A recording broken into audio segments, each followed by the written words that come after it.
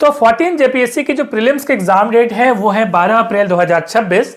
आप इन बचे हुए दिनों में कैसे तैयारी करेंगे, किन चैप्टर्स को पढ़ेंगे, क्या स्ट्रैटेजी रखेंगे कि इस एग्जाम को आप इजीली क्रैक कर सकते हैं, उस पर बात करेंगे।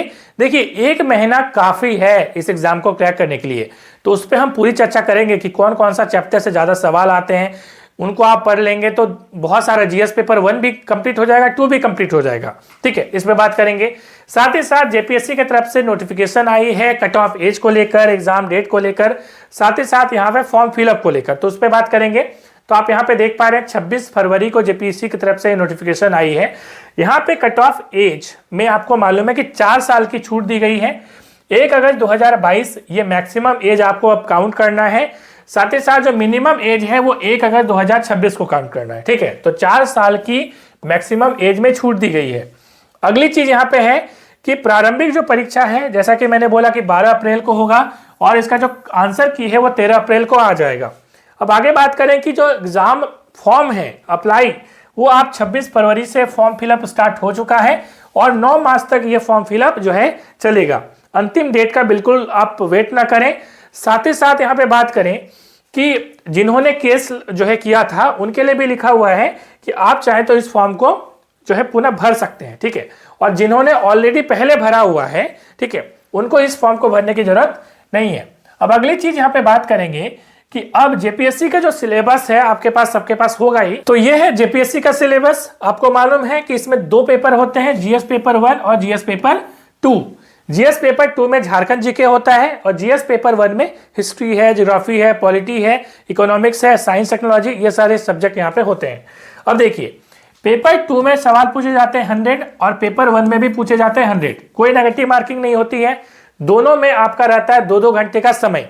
ठीक है, तो यहाँ पे आपका यदि झारखंड जीके मजबूत है, ठीक है, तो आप इस एग्जाम को आराम से क्रैक कर सकते हैं, क्योंकि लगभग मान के चलिए 70% के आसपास में यदि कट ऑफ रहेगा, क्योंकि सीटें कम है तो मान लीजिए 70% कट ऑफ रहता है। हालांकि ये तो डिपेंड करता है कि क्वेश्चन का लेवल क्या आता है। ठीक है, फिर भी मान के चलते 70% कट ऑफ है तो आपका 50% तो यही आपका लाके दे देगा। 50% में आप मान लीजिए 45% बना पाते हैं, कुछ रॉन्ग हो गया। ठीक है, तो रॉन्ग हो गया तो नेगेटिव मार्किंग तो है नहीं इसमें, मगर आपका मान लीजिए 45 आपको मार्क्स मिला नहीं, 45% उसमें आया, और बाकी के आप यहां से यदि आप 25% आप यदि लेके आते हैं तो आपका हो जाएगा 70%। तो 25% आप कैसे लाएंगे? देखिए, इसमें से जो जीएस पेपर 1 है, ठीक है, जीएस पेपर 1 है, इसमें से 10 सवाल जो हैं वो आते हैं झारखंड जीके के, मतलब 45 और मान के चलिए 10%, और लगभग 55% जो है आपका यही दे दिया, बचा आपका 15%। तो 15% कैसे करेंगे, चलिए हम लोग उसको चलते हैं, एक एक करके समझते हैं। अब देखिए, जीएस पेपर 1 में जैसा कि दिया है कि आपका हिस्ट्री है, ज्योग्राफी है, पॉलिटी है, इसके कंप्लीट जो नोट्स है बाइलिंगुअल, इंग्लिश हिंदी, साथ ही साथ एमसीक्यू और थ्योरी दोनों, वो एनालाइज फॉर ऐप में उपलब्ध है, या इस व्हाट्सएप नंबर पे आप मैसेज करके भी जो है प्राप्त कर सकते हैं। तो ये तो हो गए आपके सिलेबस की बात। तो अब देखिए यहाँ पे जैसा कि मैंने बोला कि हिस्ट्री ऑफ इंडिया, तो इसमें मैंने जो नोट्स दिया है उसको आप इजीली जो है कर सकते हैं। कम से कम उसके एमसीक्यू आप यदि बना लेते हैं तो आपका ये भी टॉपिक कंप्लीट हो जाएगा। मगर फिर भी यदि मान लीजिए आप मेरे नोट्स नहीं ले रहे हैं, उस कंडीशन में क्या करिएगा, कौन सा टॉपिक को पढ़िएगा, मैं उसको बताता हूं आपको।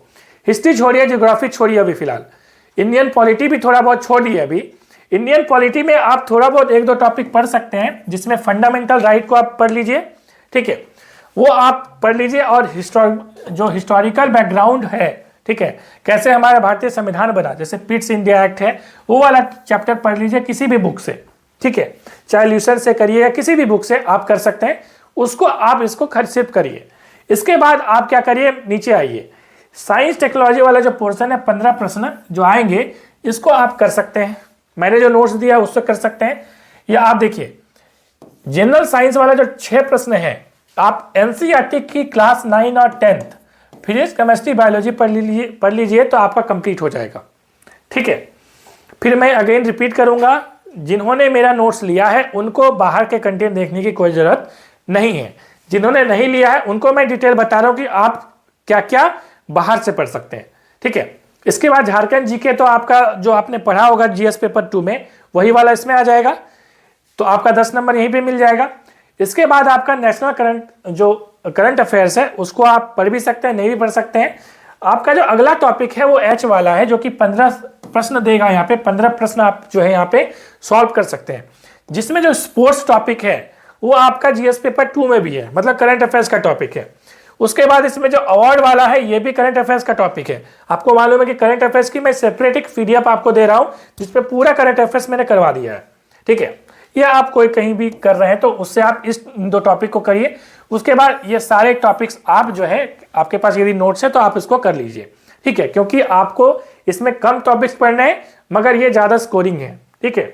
तो ये चीज आप कर सकते हैं। तो यहां से आपका 15 नंबर मिल गया और 10 नंबर आपका मिल गया किससे, झारखंड जीके से। तो 25 नंबर ऐसे ही मिल जा रहा है आपको, ठीक है। तो आप इस एग्जाम को इस स्ट्रेटेजी से आराम से कर सकते हैं। अगली चीज यहाँ पे जीएस पेपर 2 की। तो जीएस पेपर 2 में आपको सारा ही टॉपिक जो भी आपको आसान लग रहा है उसको पढ़िए। हाँ, सबसे लास्ट में क्या पढ़िएगा मैं ये आपको बता सकता हूं, क्योंकि आपको यहाँ पे अब जो है टेक्निक यूज करनी है कि क्या छोड़ना है, क्या पढ़ना से ज्यादा इंपॉर्टेंट है क्या छोड़ना है। तो आप यहाँ पे सीएनटी एसपीटी को बाद में पढ़िएगा, इसके पहले आप पेशा पढ़ लीजिए, PESA, ठीक है। पेशा पढ़ लीजिए, पेशा एक्ट। मैंने यूट्यूब में वीडियो भी बनाया है, आप जाके पेशा act space analyse for you करेंगे तो आपको वीडियो भी मिल जाएगी, आप उसको पढ़ लीजिए और बाकी जितने भी टॉपिक्स हैं उसको करिए, ठीक है। कोई भी डाउट्स होगा कमेंट करके पूछिएगा। मिलते हैं रिव्यू में। जोहार झारखंड।